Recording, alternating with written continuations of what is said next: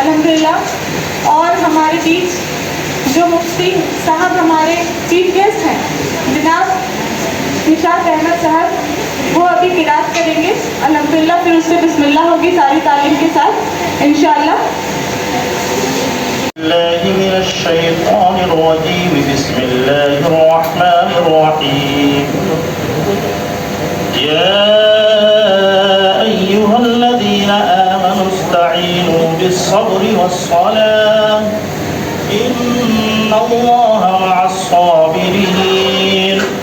ولا تقولوا لمن يقتل في سبيل الله أموات بل أحياء ولكن لا تشعرون. ولنبلونكم بشيء من الخوف والجوع ونقص من الأموال والأنفس والثمرات وبشر الصابرين الذين إذا أصابتهم مصيبة قالوا إنا لله وإنا إليه راجعون.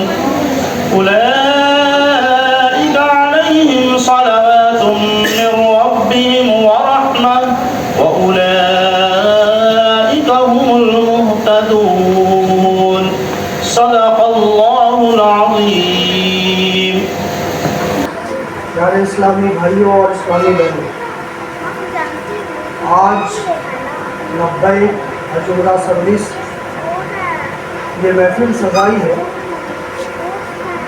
اس محفل کا خاص مقصد یہ ہے کہ جو حجاج اکرام یہاں سے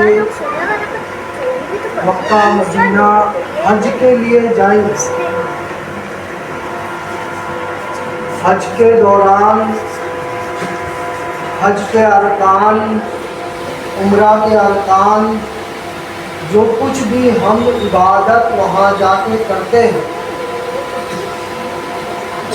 جو شروع ہوتا ہے احرام سے.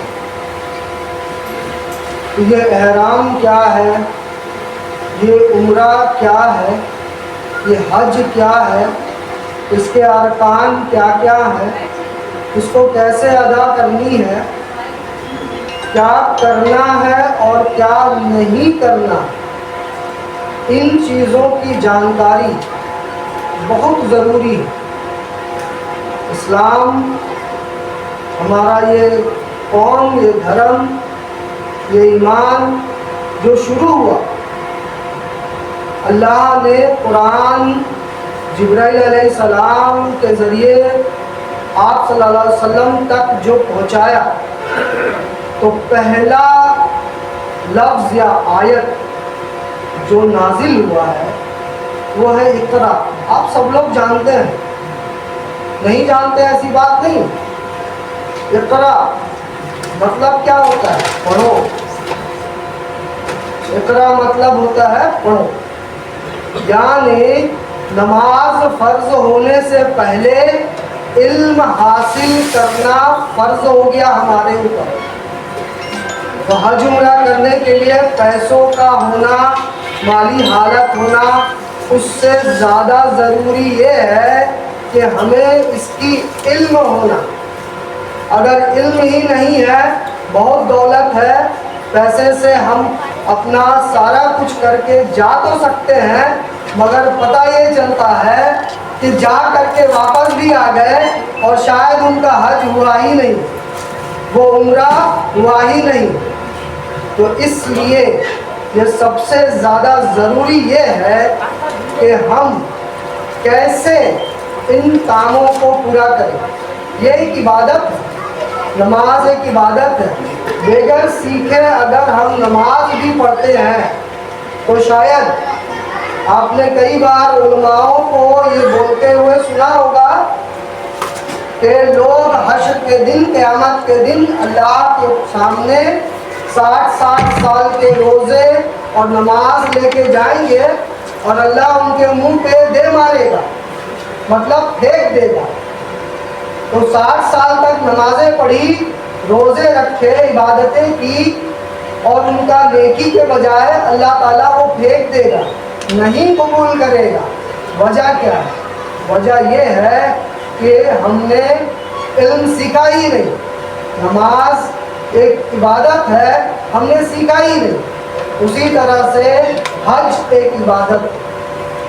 حج سب کے لیے نہیں ہے، لیکن جن کے لیے ہے اور جن کے اوپر فرض ہو گیا ان کو پہلے حج کرنا ہے۔ تو حج کرنے جانے کے سے پہلے اگر ہم اس کو سیکھتے نہیں ہیں، ہم اس کو جانتے نہیں ہیں، ہم اس کو سمجھتے نہیں ہیں اور ہم یہ سوچ لیتے ہیں کہ ہاں ہم کر لیں گے، تو ایسا نہیں ہے۔ سیکھنا بہت ضروری ہے۔ آج ہمارے بیچ مفتی صاحب جمشید پور سے تشریف لائے، اتنی دور سے آئے، کس لیے آئے؟ ان کے دل میں یہ خواہش ہے کہ ہم اپنے اسلامی بھائی بہنوں کو صحیح طریقہ سے حج کرنا سکھائیں گے۔ فائدہ کیا ہوگا ان کو؟ ان کو کیا فائدہ؟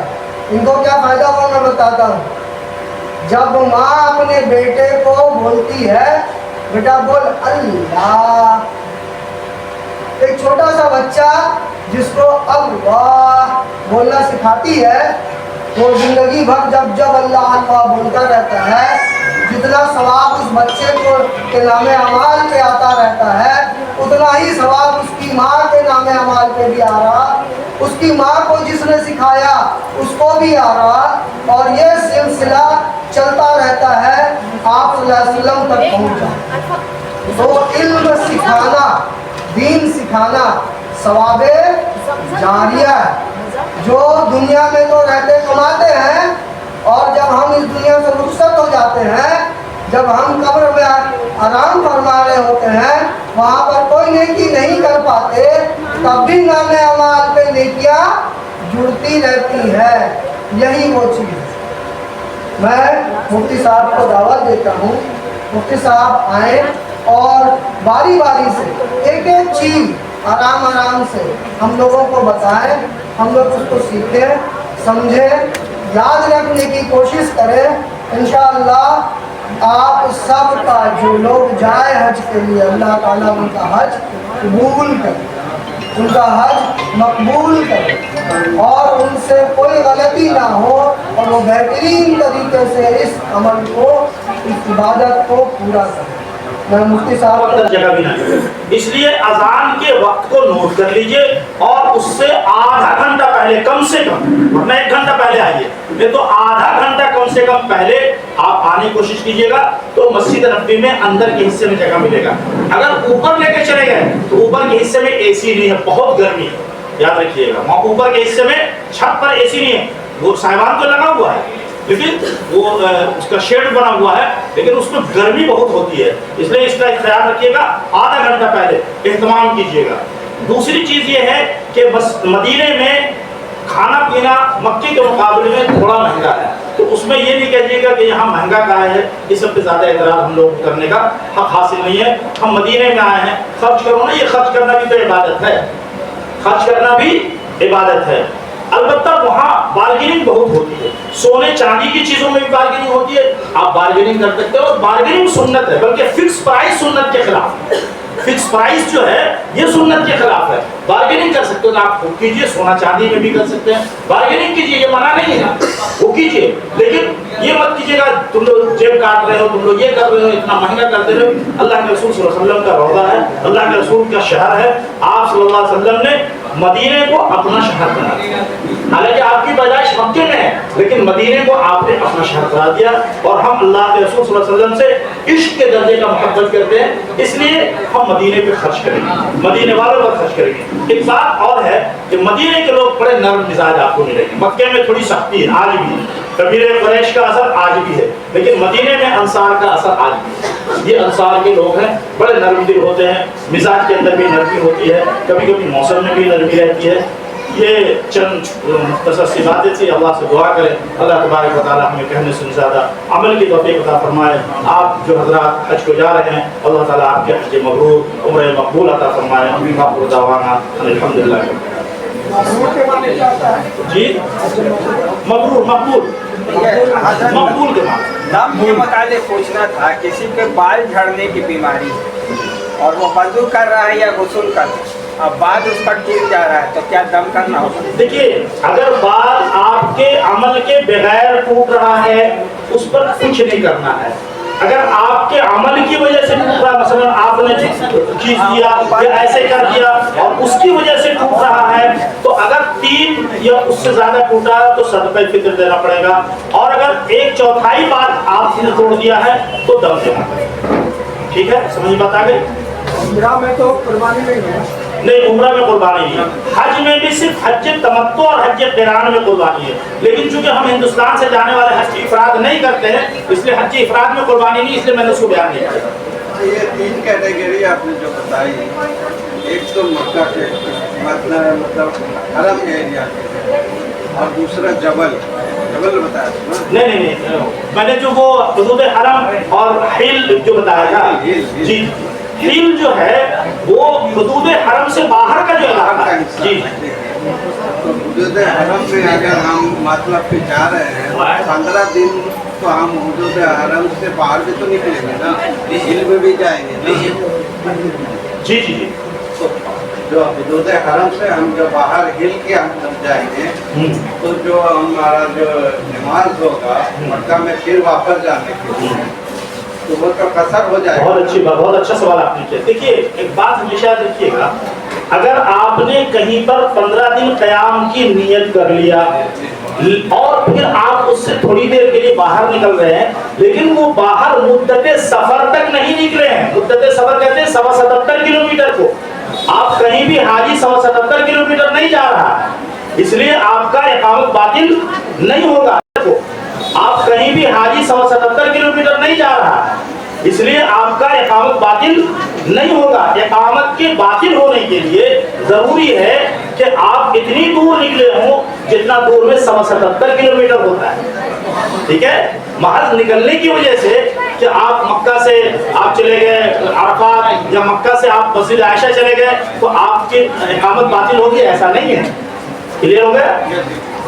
مدینہ منورہ میں تو 10 دن کا قیام ہوگا، 8 دن 8 دن کا نماز قصر ہوگا. آپ وہاں 8 دن کے قیام میں چونکہ امام کے پیچھے نماز پڑھیں گے تو آپ پوری نماز پڑھیں گے. لیکن اگر کبھی امام آپ کی نماز چھوٹ جاتی ہے تو آپ قصر کریں گے. مثلا آپ جب ایئرپورٹ پہ آ رہے ہوں گے واپسی میں تو آپ قصر کریں گے، یا مدینے سے آپ مان لیے پہلے ہی مدینہ چلے جا رہے ہیں اور پھر مکہ آ رہے ہیں، اس بیچ میں جو آپ نماز پڑھیں گے وہ قصر کریں گے. اسی طریقے سے مکے سے بھی جو بعد میں حج کے بعد مدینہ جا رہے ہیں وہ راستے میں نماز پڑھیں گے وہ قصر کریں گے. چونکہ مکہ اور مدینے کا فاصلہ تقریباً 450 کلومیٹر سے 500 کلومیٹر قیام بھی 8 دن کا 8 ہی دن کا ہے. جی 15 دن والی بات. لیکن چونکہ ہم لوگ اس لیے اس کو بیان نہیں کرتے ہیں چونکہ مدینے میں آپ کو تو مسجد نبوی کے امام کے پیچھے نماز پڑھنی ہے، اگر وہاں تو اس لیے وہاں بالکل اہتمام کرنا چاہیے کہ ہماری جماعت نہ چھوٹنے پائے.